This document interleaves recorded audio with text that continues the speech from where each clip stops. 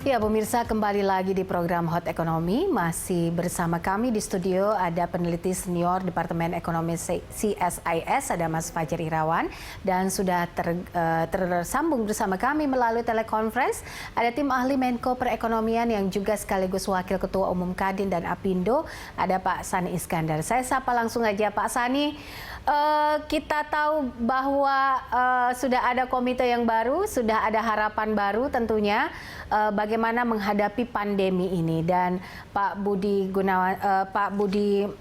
Gunadi Sadikin juga menyebutkan bahwa untuk tetap bisa bertahan dari ancaman resesi dan juga inflasi di tengah kondisi pandemi, selain menjaga pertumbuhan ekonomi adalah menggali pos-pos penerimaan negara. Sementara kita tahu bahwa pajak kita menurun. Seperti apa pendapat Anda?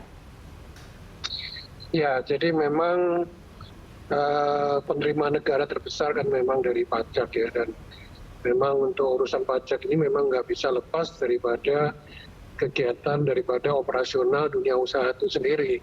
Kalau nggak ada transaksi, tidak ada produksi, ya berarti tidak ada masukan penerimaan bagi pemerintah. Ini sebetulnya pada waktu awal mulai masuk era pandemi COVID itu sebetulnya Kementerian Perindustrian juga sudah melakukan semacam dispensasi dengan memberikan izin untuk operasi dan mobilitas untuk kegiatan industri, sehingga memang untuk industri manufaktur kita tidak terlalu drop menurun kalau dibandingkan misalkan dengan dari sisi sektor pariwisata, konstruksi, termasuk perdagangan. Ya, cuman ini sepertinya tidak cukup ya. Jadi sepertinya triwulan kita juga pertumbuhan ekonomi juga akan negatif. Jadi ya sekarang memang udah saatnya untuk ya tetap kegiatan perekonomian ini memang tidak bisa dielakkan sih ya, karena memang salah satu dampaknya adalah terhadap sumber penerimaan negara dalam bentuk pajak itu sendiri. Saya rasa itu, Mbak. Oke. Kita tahu bahwa semua pos penerimaan pajak kita mengalami angka minus, bahkan double digit begitu. Lalu seperti apa seharusnya kita mengandalkan penerimaan negara? Pos-pos mana dari penerimaan negara yang bisa kita gali potensinya selain mengandalkan pajak sebagai tulang punggung? Ya, sebetulnya memang ya sebagian besar sekali lagi memang sumbernya memang dari perpajakan ya, dan sebenarnya perpajakan itu kan sektornya kan luas sekali. Ya, ambil contoh misalkan seperti BPHTB ya, jadi biaya untuk pembalikan hak atas tanah dan bangunan. Ini kan sekarang ini kan memang penerimaan negara berkurang sekali karena memang transaksi kegiatan di bidang kegiatan properti ini kan memang sangat terdampak sekali. Jadi memang kita harus menggali potensi-potensi penerimaan di berbagai sektor ya. Tadi industri saya pikir tetap harus ditingkatkan ya, tapi bagaimana sektor properti dan konstruksi ini juga tetap harus digenjot terus gitu. Ya, mungkin dari sisi penerimaan pos-pos lain, mungkin yang terkait dengan khususnya di daerah ya, penerimaan asli daerah ini juga harus diperhatikan ya, supaya tetap kegiatan industri yang ada di daerah untuk masuknya investasi ini juga harus terus digalakkan terus, supaya penerimaan pos-pos penerimaan asli daerah ini tidak kering gitu ya, dan itu kalau kering kan juga akhirnya membebani daripada pemerintah pusat juga gitu. Baik. Karena itu ya. Baik, Pak Sani, menurut Anda sebagai kacamata pelaku usaha, karena Anda juga sering turun ke lapangan dan juga sebagai wakil dari Apindo, apa yang menjadi kendala saat ini? Apa yang bisa dilakukan begitu di sektor grassroots misalnya dan juga industri untuk meningkatkan penerimaan negara? Ya, jadi sebetulnya kan ini kan sayang sekali ya, pemerintah melalui PP 23 ya terakhir sudah menggelar stimulus fiskal ya sampai 695T. Memang itu sebagian kan ada untuk di jaring pengaman sosial maupun yang untuk kesehatan. Cuman memang yang untuk stimulus yang di bidang perekonomian itu memang sebagian besar memang kan itu untuk para dukungan kepada para perusahaan-perusahaan negara ya, BUMN. Tapi yang untuk UMKM ini juga menurut kami itu lambat sekali gitu ya proses distribusinya. Termasuk apalagi kalau untuk yang korporasi swasta. Untuk korporasi swasta ini terutama untuk industri yang memang orientasinya kepada labor intensive industry atau industri padat karya. Ini beberapa ini sekarang kondisinya sudah sangat minim sekali untuk modal kerjanya. Jadi cash flow-nya itu mereka udah sangat terdelusi dengan situasi era pandemi COVID. Ini yang harusnya memang didorong supaya pihak perbankan itu memberikan dukungan modal kerja ya dengan bunga yang ringan, dengan jangka waktu yang panjang, sehingga jangan sampai perusahaan-perusahaan ini udah keburu bangkrut atau tutup, dan kalau sudah tutup untuk memulai lagi itu susah sekali karena karyawan sudah di PHK, mesin-mesin sudah tidak dioperasikan dan sebagainya. Baik, oke, saya ke Mas Fajar. Anda bagaimana tanggapan Anda tentang apa yang disebutkan Pak Sani tadi? Ya, memang seperti yang disampaikan oleh Pak Sani tadi, memang betul.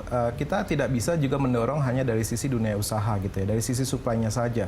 Kalau misalnya sektor industri manufaktur misalkan, bentuknya entah itu capital intensif atau labor intensif, kalau mereka memproduksi suatu barang, siapa yang mau beli? Gitu ya. Jadi kita juga harus lihat dari sisi demand-nya. Maka dari itu, menurut saya memang harus ada semacam program atau skema yang juga harus fokus di dua sisi ini, dari sisi supply-nya maupun dari sisi permintaannya gitu ya. Tadi betul, jadi kita dorong misalkan industri manufaktur, ayo segera beroperasi, mereka memproduksi suatu barang. Lalu kalau misalnya nggak ada yang beli, kan kasihan juga. Kita lihat apa yang terjadi pada industri otomotif gitu ya.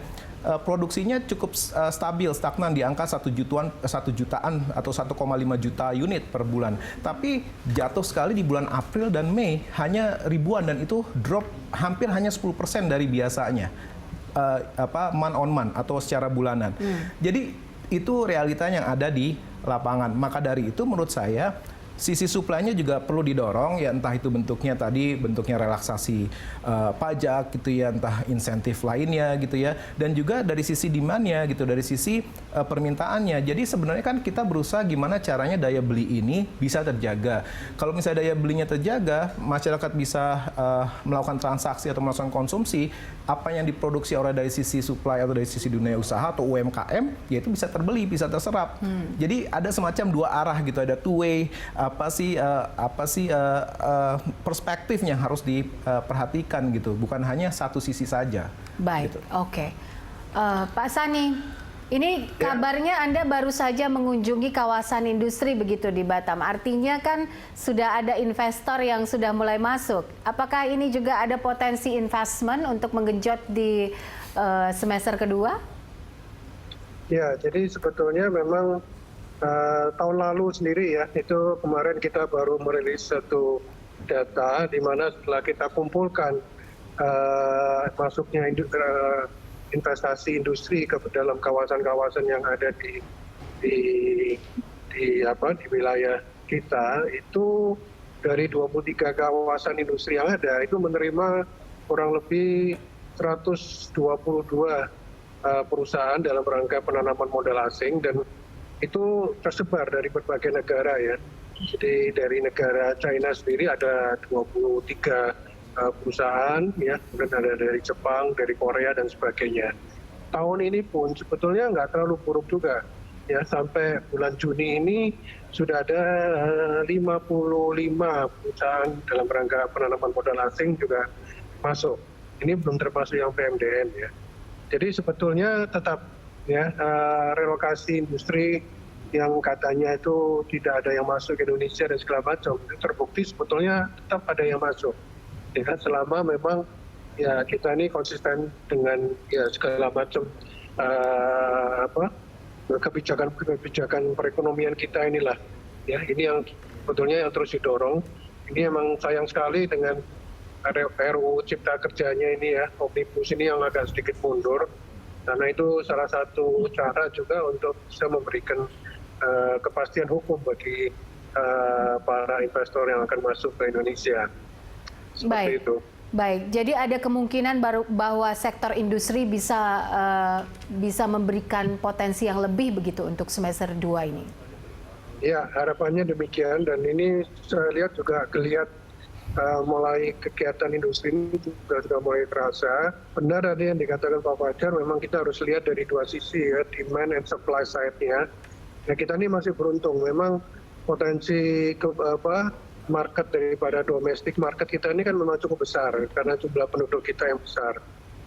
Namun kalau ini juga tidak hanya mengandalkan potensi dalam negeri, tapi juga tidak ada serapan juga daripada permintaan dari luar, ini juga saya rasa tetap kita tidak bisa mendapatkan devisa dari produk-produk kita yang diekspor.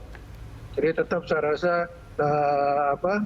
demand dari luar itu yang terus kita juga harapkan juga akan masuk juga. Baik, oke. Nanti kita akan lanjutkan lagi pemirsa dialog kita. Usai jeda, kami break sebentar, nanti kita akan kembali dalam Hot Economy.